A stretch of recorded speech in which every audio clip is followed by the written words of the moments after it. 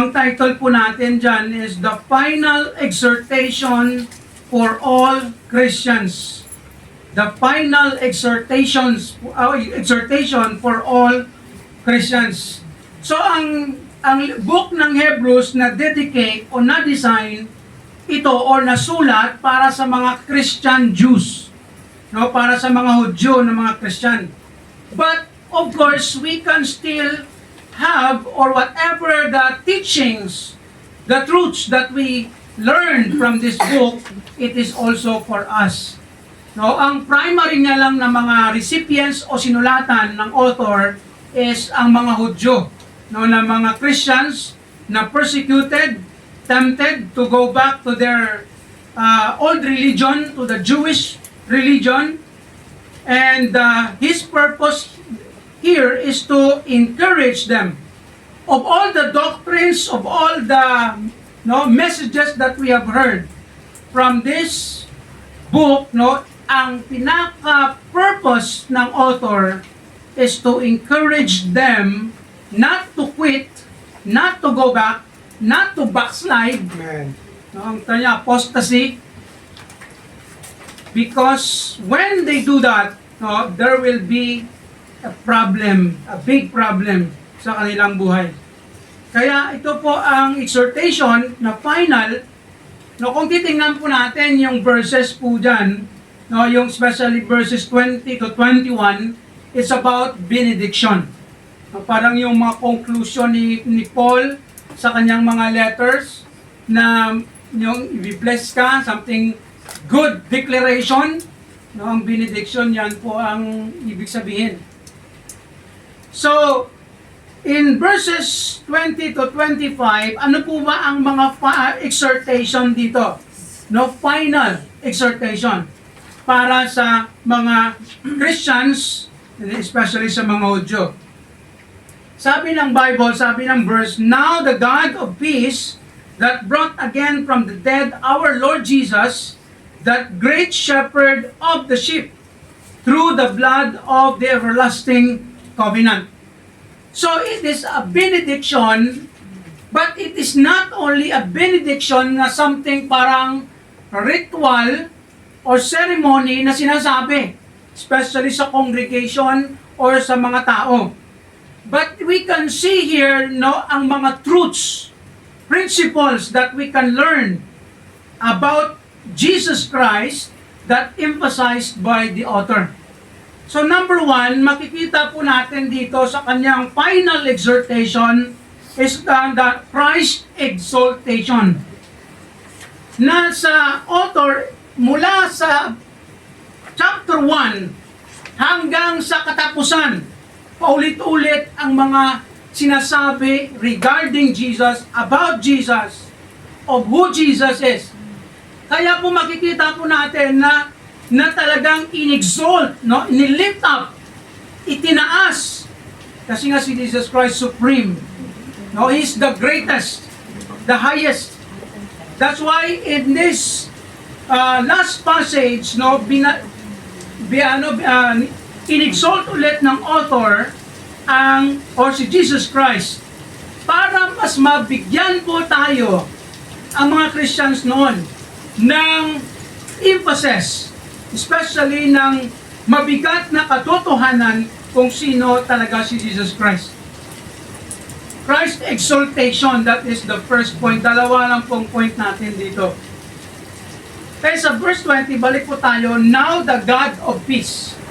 Take note the word, the God of peace. The God of peace, no, ito po yung word, actually ang title po na God of peace, no, ang word na peace is shalom. Yan po ang isa sa mga pangalan ng Diyos sa Old Testament. No, ang Diyos, marami po siyang names, no, ang Yahweh, Elohim, ang Jehovah, no, ang dami po siyang mga pangalan sa Old Testament. And one of those is the God of peace. Ang Shalom, no, the God of peace means siya yung nagbibigay ng peace, siya yung Diyos na nag-reconcile, no, sa mga tao.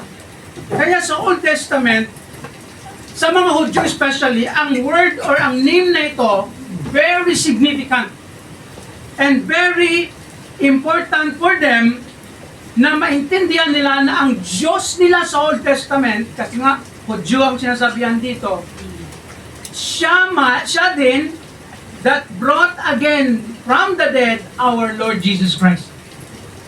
Ibig sabihin, kinoconnect ng author ng Hebrews ang mga Hudyo sa kanilang binibigyang emphasis na Diyos sa Old Testament, that siya din ang nagbuhay kay Jesus Christ. By the way, pag sinabi mo, Pastor, ang God the Father, di ba, according sa Bible, siya ang nag-raise kay Jesus Christ, nagbuhay, nung siya ay namatay.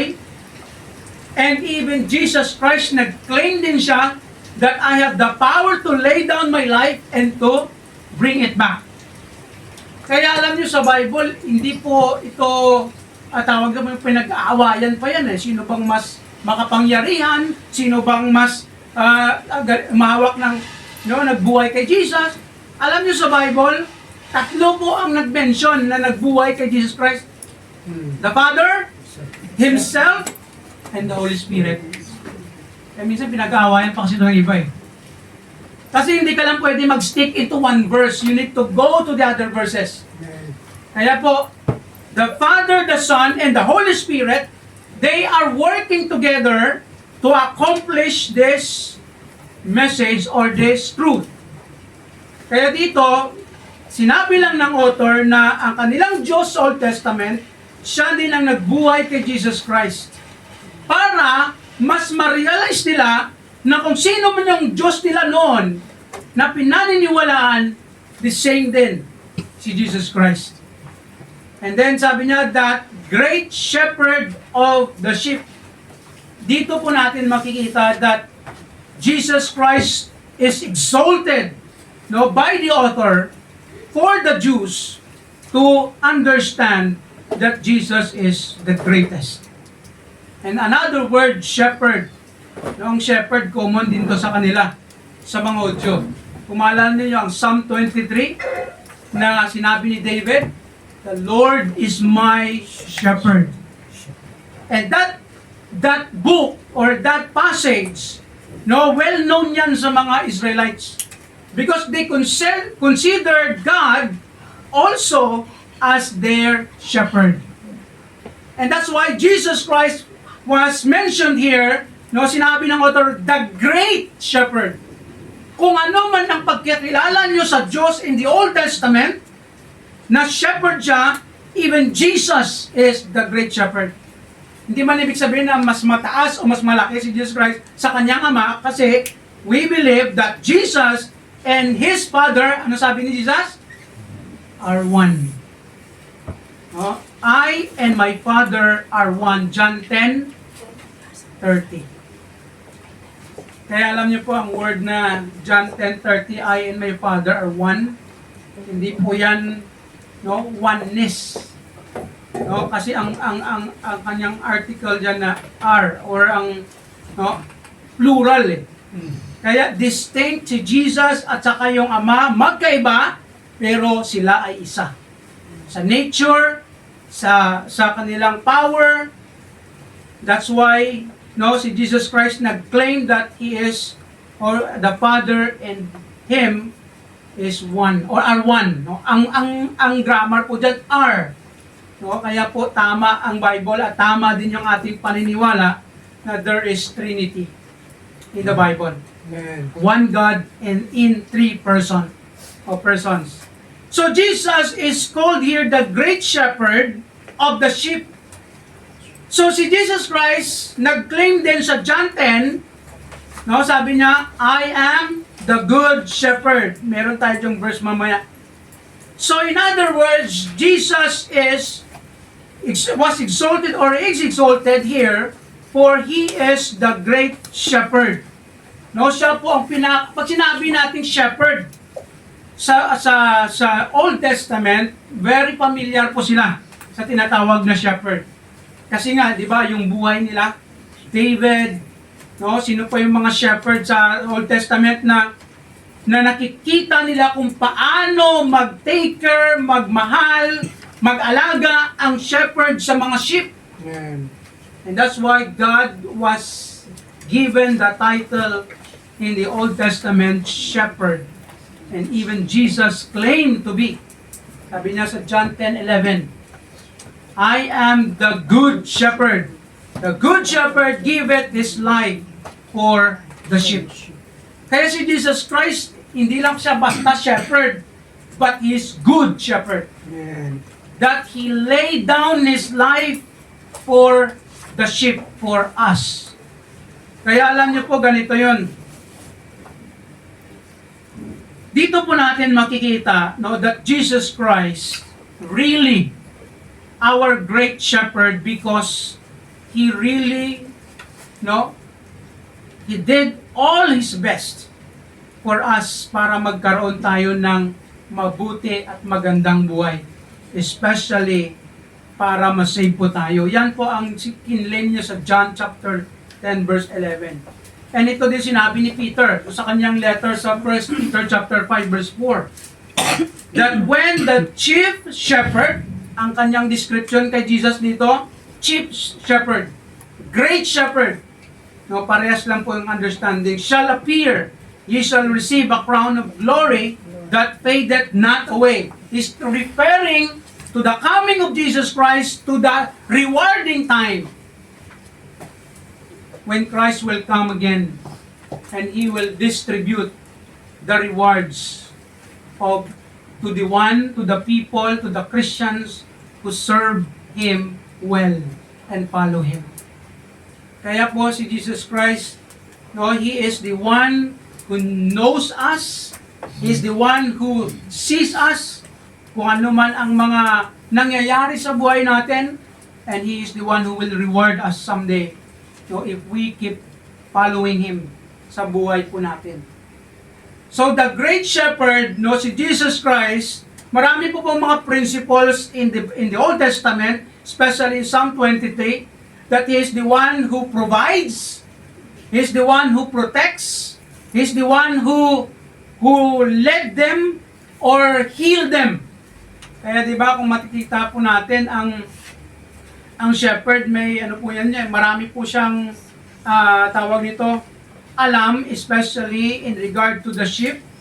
No, alam niya kung nagkakasakit, no, alam niya kung ano ang mga tawag nito, no, ang kanilang patutunguhan, especially, no, si Jesus Christ as our shepherd, no, He is there for us to guide us and lead us in this world.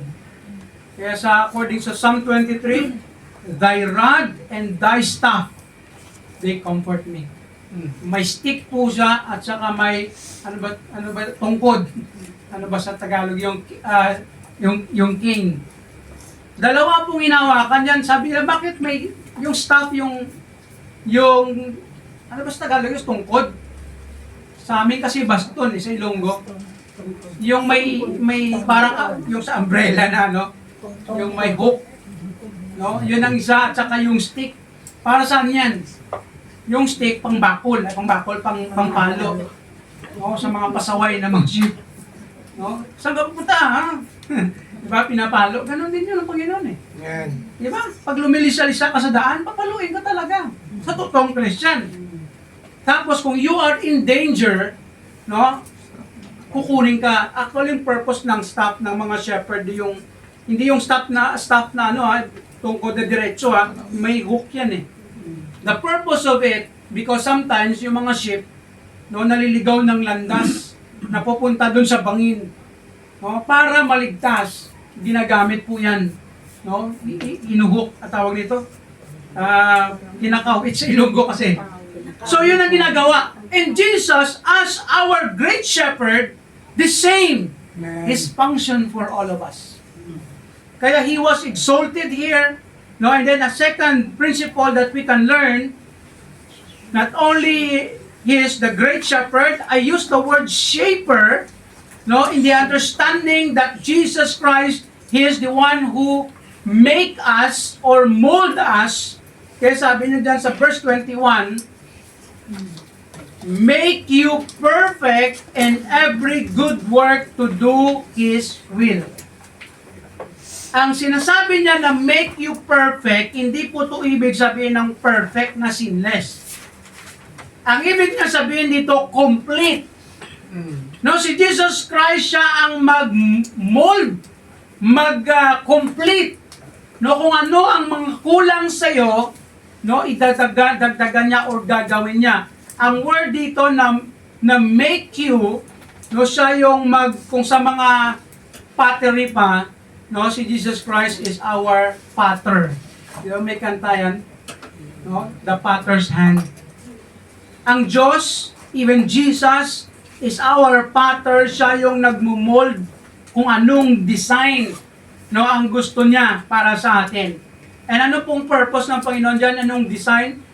Make you perfect in every good work to do His will. So, ang basic po na understanding dyan is complete. Ibig sabihin, si Jesus Christ ang magpa-improve, magbago, mag-mold, or i-form ka ni Jesus Christ para gumawa tayo ng mabuti. To do His will. Tingnan po natin, ito po ang Philippians chapter 2 verse 13. Sabi dito ni Paul, for it is God which worketh in you both to will and to do of His good pleasure. Ano po ang ibig sabihin niyan? Na ang Diyos, si Jesus kanina, siya po ang nagwo-work. Siya po ang nagmo-motivate, siya po ang nagmo-move sa atin para gumawa ng mabuti ng will niya according to His good pleasure. Ano ibig sabihin nun? Ibig sabihin, kung ang ginagawa natin na mabuti, na napi-please natin ng Diyos sa buhay natin, it is God's work. It is not only our work. Ano po ang gusto natin dito i-emphasize?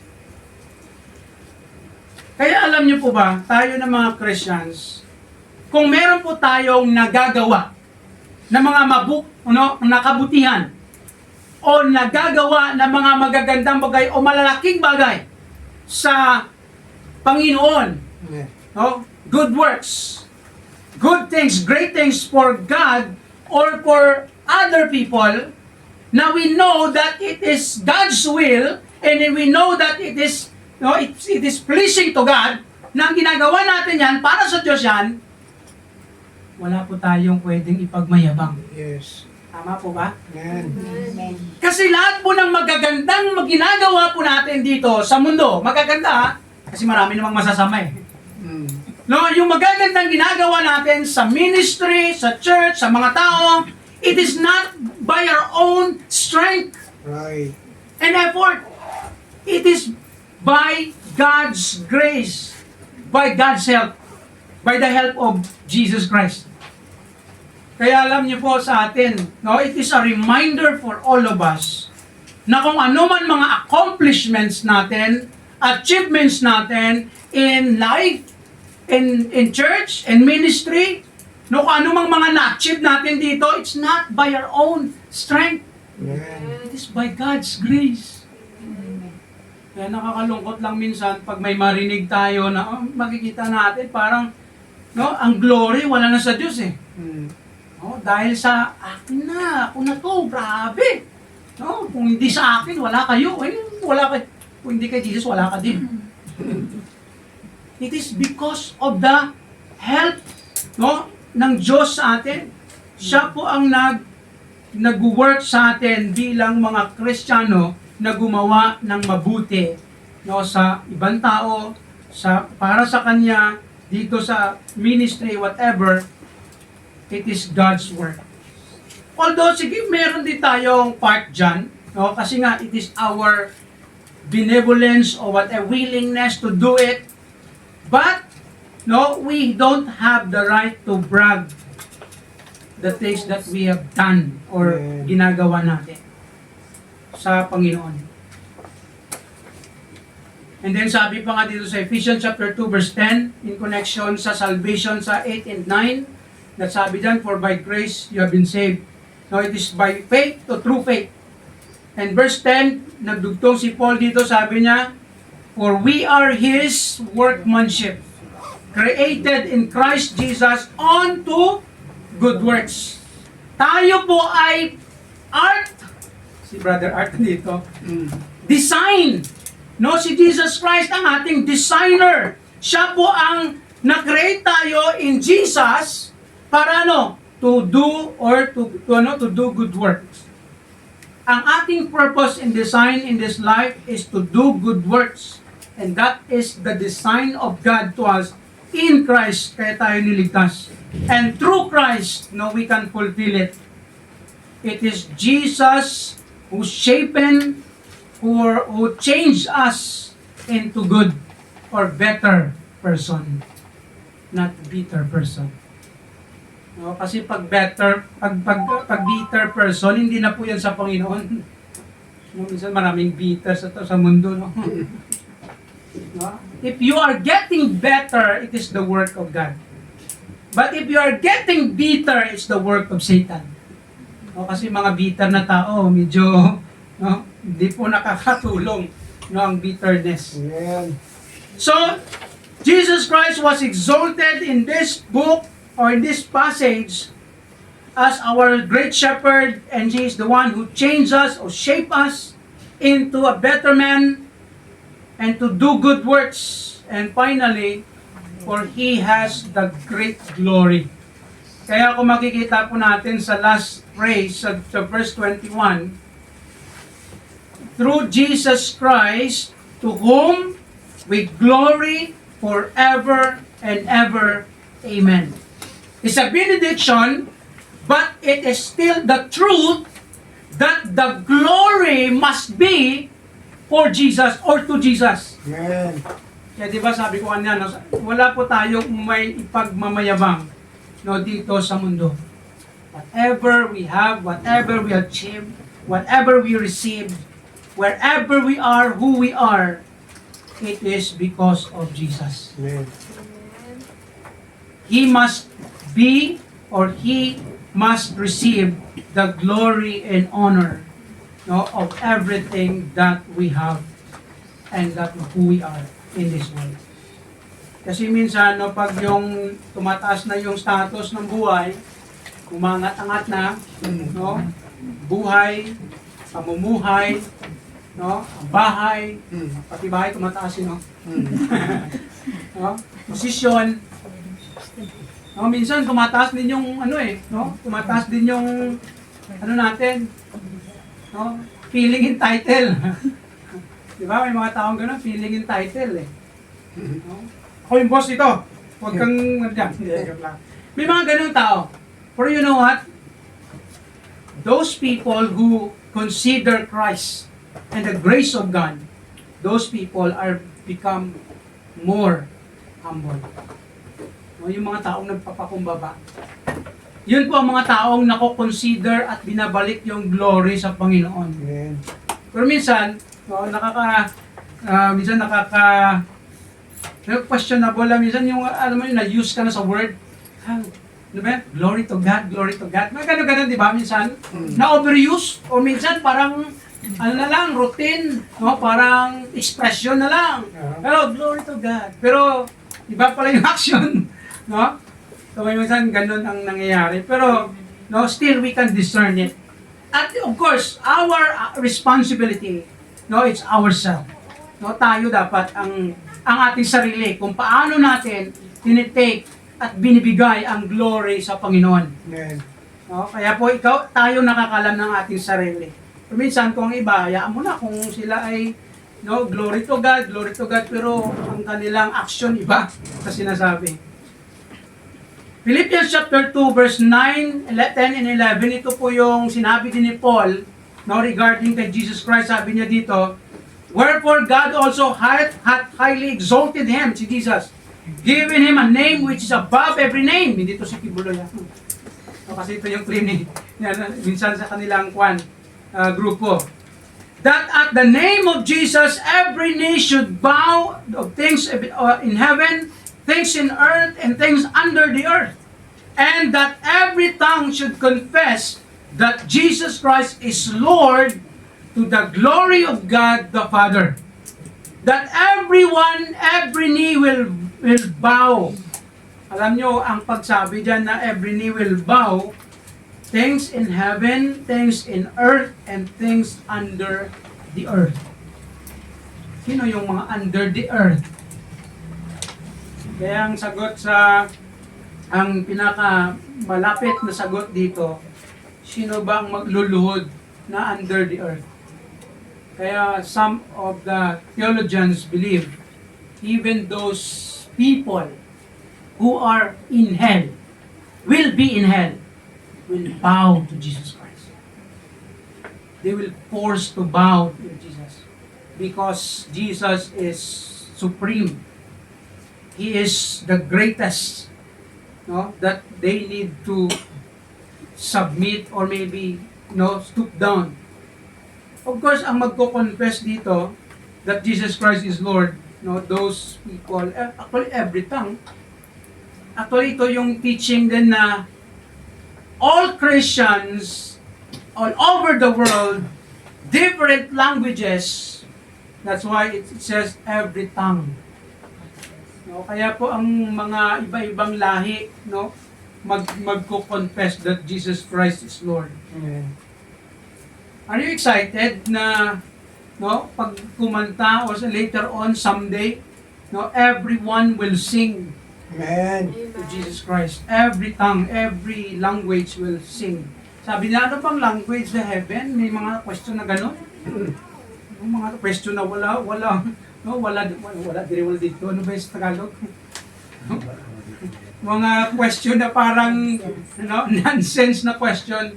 Ano bang language? Kasi daw mayroong specific language sa heaven. I don't think so. Sabi ng iba, hindi, Ilonggo yun. Hindi, sabi ng Tagalog yun. Hindi naman. Lahat po tayo marunong mag-inom ng language.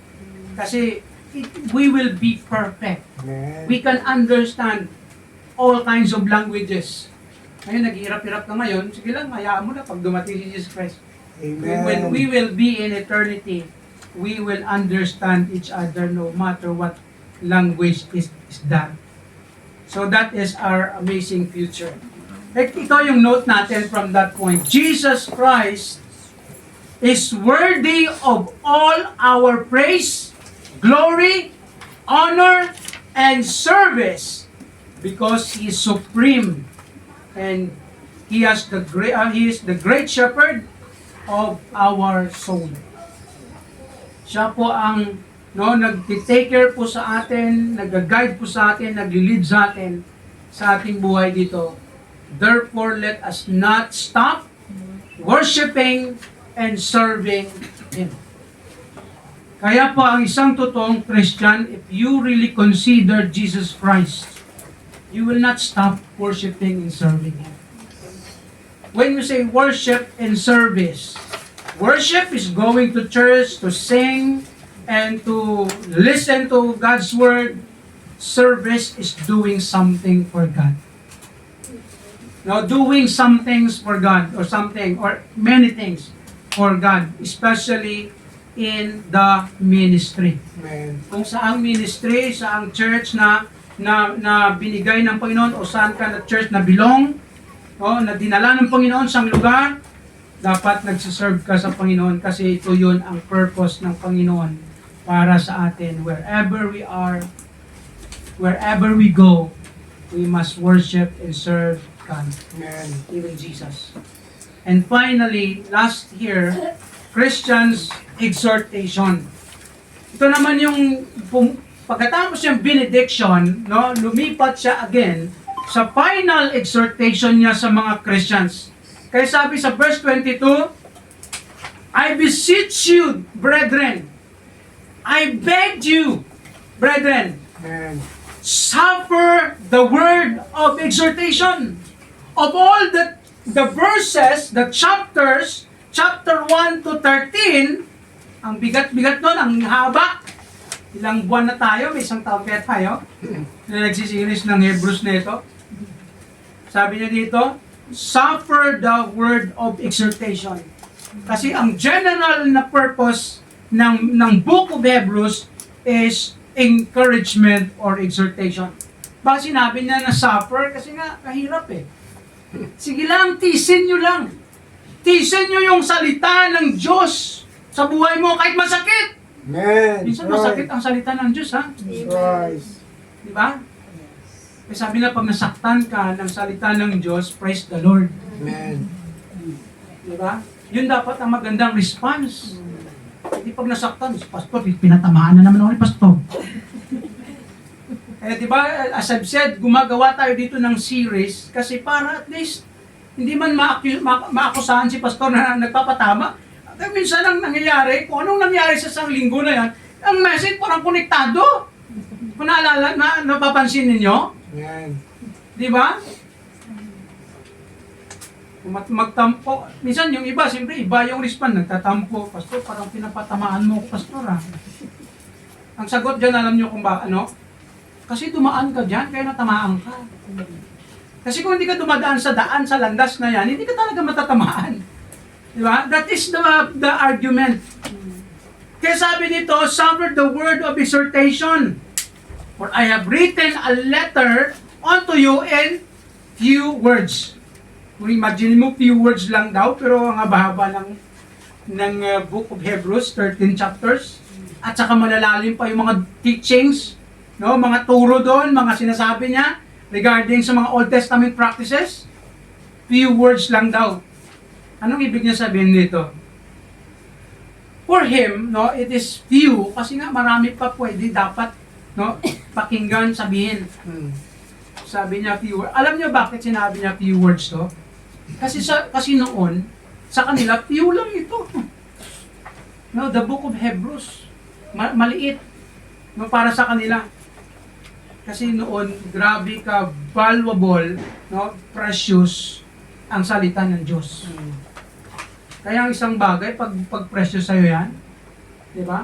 Ay, gaano kalaki yan? Ang liit-liit naman, parang bitit pa ako magbasa nito, ah. No? Kaya minsan sa mga taong, di ba? Mga in love dito, mga in love ba? Kahit na ilang oras na nag-uusap, parang ano lang, parang walang oras. No? Sa mga, kung i-recall nyo yung mga past ninyo na mga, no, sa mga mag-asawa at saka, no? Ganon yun eh. Precious eh. No? Sa kanila ganon eh. No few words, pero mahaba na para sa atin. But you know what? What the author wants us to understand here is to follow the Word of God patiently. Amen. No? Sundin po natin ang salita ng Diyos. Kahit mahirap, masakit, mabigat, sige lang, be patient. No, napapatamaan tayo minsan, sige lang, patuloy na. Amen. No, pag hindi ka nagpatuloy, ikaw yung lalong madihado dyan. Lugi. No, lugi yan pag hindi nagpatuloy. Kaya alam niyo po, tandaan po natin, na ang salita ng Diyos, ito po yung pagkain ng kaluluwa natin. Ito po nagpapalakas sa atin, ito po nagre-remind sa atin, nagre-rebuke sa atin. At may verse tayo dyan mamaya. Kaya sabi doon sa Joshua chapter 1 verse 8, this book of the law is referring to the Old Testament first 5 books, but we consider that no, it refers to the scripture and the scripture that we have. No, we can accept that. This book of the law shall not depart out of thy mouth, but thou shalt meditate therein day and night, that thou mayest observe to do according to all that is written therein. Ang pinaka-principle of reading, meditating the Word of God, studying it, is to observe, understand, and to do. Amen. Kailangan mo yan magawa sa buhay natin. No, kaya sabi niya, according to all that is written therein, for then thou shalt make thy way prosperous, then thou shalt have good success. You and we will be prosper, no, if we keep following the Word of God. Obedience. Ang taong nagsumusunod sa salita ng Diyos, pinagpapala ng Diyos. Amen. Tama po ba? Amen. Ang tao hindi sumusunod sa salita ng Diyos, pinapalo ng Diyos. Sa Christian lang yan. No? Sa mga hindi Christian, bahala sila sa buhay nila, pero sa Christian, ganun ang dealings ng Diyos. Pagpapala at pagpapalo. Saan tayo dyan? Ha? Anong pipiliin mo? Siyempre, pastor, pagpapala. Eh, di sige, sumunod ka. Follow. And then sabi sa 2 Timothy chapter 3 verse 16, ito po yung regarding sa Bible. All scripture is given by inspiration of God. It is profitable, helpful, beneficial, for doctrine, for reproofs, for correction, for instruction in righteousness. Kaya ito, ang mga doctrine, no reproof, correction, instruction, hindi lang po ito basta, yan na ha, yan ang doktrina, yan ang instruction, yan ang correction. Hindi lang po para binigay, basahin o whatever, kailangan to gawin. The purpose of the Word of God, kaya instruction in righteousness, take note verse 17, that the man of God may be perfect, complete. Ang word na perfect is not sinless. No, thoroughly or truly furnished unto all good works in relation to application na kailangan gagawin, i-apply, no, sa buhay natin ang salita ng Diyos sa ating buhay. And you know what? Hindi po madali ang pag-apply ng salita ng Diyos. Di ba? Nahirap ito. Especially pag nandyan ka na sa critical na mga stage, no?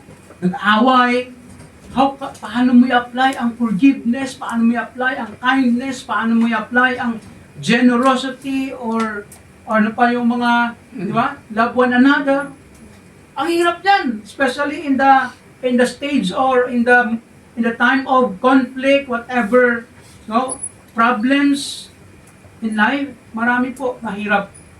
But by God's grace, by Christ's help, we can obey. We can follow it. And secondly here, no, fellowship with the people of God persistently. Kailangan tayo mag-fellowship to spend time, to have time with the people of God. Kaya sa verse 23, sabi dito ng author, know ye that our brother Timothy is set at liberty, set free. Bakit? Hindi man sinabi kung anong nangyari, pero possible na si Timothy, no? Si Timothy, possible din si Timothy na nasa ni Paul, yung kanyang disciple, no, na set free, possible na nakulong. No, nakulong siya dahil hindi siya gumawa ng mali, but nakulong siya dahil sa kanyang faith. So napalaya si Timothy, sabi dito ng author. Kaya sabi ng ibang mga Bible scholars, mostly, hindi naman kasi clear kung sinong author ng Book of Hebrews, baka si Paul. Some says, probably si Paul, pero walang 100% sure. Pero pwede si Paul kasi si Timothy na mention na dito. Na-set free siya para to encourage them that young Timothy was free. And then sabi niya, with whom, if he comes shortly, I will see you. What does this verse imply? It speaks of the fellowship. Na ang desire ng author to see them, to have time and fellowship with them, together with Timothy and the rest of the Christians, kung sino man ang kanyang sinusulatan dito. He desires for fellowship with them. Kaya balikan po natin yung chapter 10 verse 25 na sinasabi niya sa mga Christians, not forsaking the assembling of yourselves together.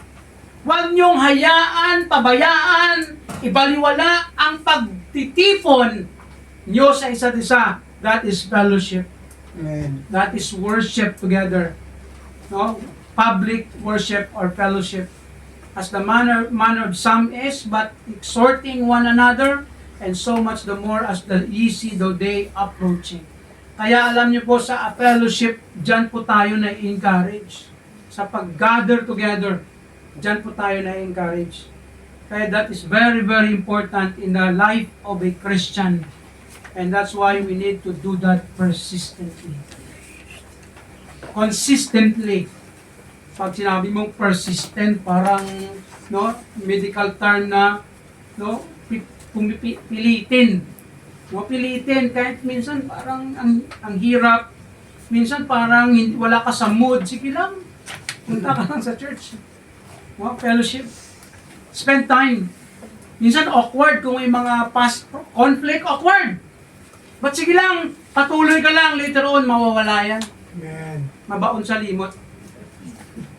Mamnis naman. Alam niyo po, ang healing process, hindi naman talaga madali. Right. No healing process, especially sa mga arguments o conflict, hindi yan madali. Slowly, no? But surely, sabi nila. Sa Panginoon, no? Slowly but surely. Kaya sabi, no, na patuloy lang. Kaya in the succeeding verses, no, verse 24, he said, salute, no, greet one another.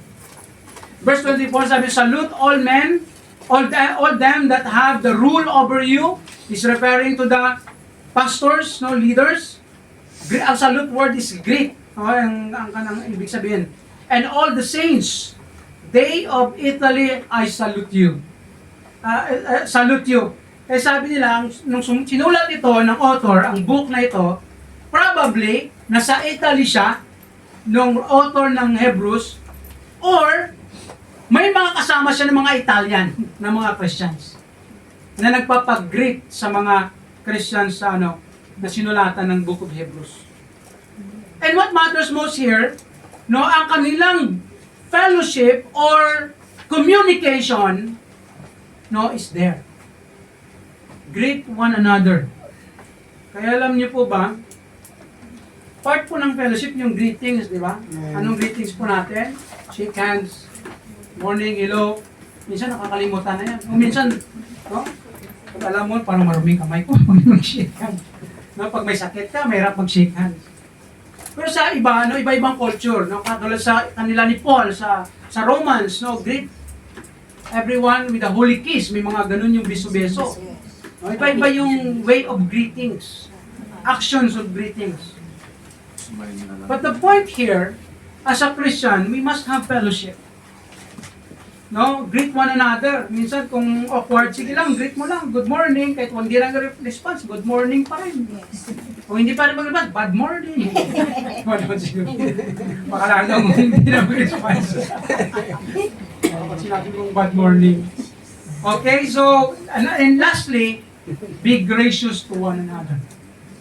Ano pong sabi niya? Kaya alam niyo ang conclusion lagi ni Paul, by God's grace, the grace of God, and then sabi sa last verse, grace be with you all. Amen. Ang grasya ng Diyos na sana maging sa inyo lahat. Amen. Totoo naman yung grasya ng Diyos na sa atin. It's a concluding statement that blesses them that the grace of God may abound, no, sa kanilang buhay, sa inyong buhay. Not only, no, sa inyo but sa lahat. Na actually ito yung yung statement na ito, it speaks of the grace of God na mag-abound sa atin at ipasa din natin sa iba. Kaya I use the word be gracious to one another. Paano mo sasabi na gracious to one another? Marunong kang mag-intindi. Marunong kang magpatawad. Kung anumang mga bagay na mga kamalian, no, sa isa't isa, no, sa kapatiran, nakikita natin na parang, no, parang ang hirap naman yan ispilingin. Sabi na, no, sige lang, be gracious. Amen. No, kung anumang mga nakikita nating, no, hindi maganda siguro sa paningin natin, o anumang karakter na hindi na paningin, nakikita naman, just be gracious. No, meron kang kasi ang sinabi mong unmerited favor yan sa Panginoon, yung meaning ng grace talaga. Unmerited favor from God. Na wala kang gagawin, binibigay ng Diyos. Yan ang grace. Salvation natin, ganyan. Kaya tayo, ganun din tayo dapat sa iba. No, maging gracious tayo sa ibang mga tao. No, given the fact that sometimes may mga misunderstanding, conflict na mag-arise in one time, one moment, that's tawag nito, that's the reality. No, minsan may mga heartaches, may mga pains na ma-experience natin with others. Yes, that's true. But if we exercise the grace of God, it will help us. Amen. Heal fast. Restore fast. Reconcile. No? Very fast. Kaya po, yan po ang magpapatibay po sa atin sa ating buhay na Kristiyano dito sa mundo. If we cling on, no, and embrace the grace of God and pass it to others as well. So the Word of God, the Bible that we have, is our final authority in matter of faith and practices. Yun dapat ang sinusunod natin sa buhay, ang Bible o anumang mga... Meron namang sa Bible na hindi na-applicable sa ating time kasi para lang sa mga audio. But there are many things in the Bible that we need in this life. Therefore, our Christian life, lifestyle, and church life must base on the Word of God. Dapat dito tayo lagi bumabalik. Ano ba sabi ng Bible sa mga problema na ito? Ano ba sabi ng Bible sa tao na yan? No? Anong sabi ng Diyos na gagawin natin, gawin natin? That's our responsibility. And here's our reflection from this message. Let's ask ourselves, are you considering Christ is the highest authority of your life or in your life? Siya ba yung pinakamataas na authority sa buhay mo na sinusunod natin? Are you submitting and allowing Christ to mold you and control you? No? Inaalaw ba natin si Jesus Christ na siya yung mag-mold sa atin at mag-control? How is your obedience to God's word? Kamusta ang pagsunod natin sa salita ng Diyos? Sa mga messages na narinig po natin. Do you value fellowship with other Christians? Meron bang halaga ang fellowship, ang time with other Christians? Alam niyo, pag ang isang totoong Kristiyano, ay sabi ko lagi, ang isang totoong Kristiyano dapat meron kang family, no? Fellowship. Amen. Kasi yan po ang magtutulong, diyan tayo lalago, diyan tayo mag-grow, diyan tayo lalakas bilang Kristiyano. At mapoprotect tayo from many dangers in this life. Kaya po as Christians, keep worshiping the Lord, serving the Lord, and fellowshipping with other Christians. May God bless His word. Let us pray.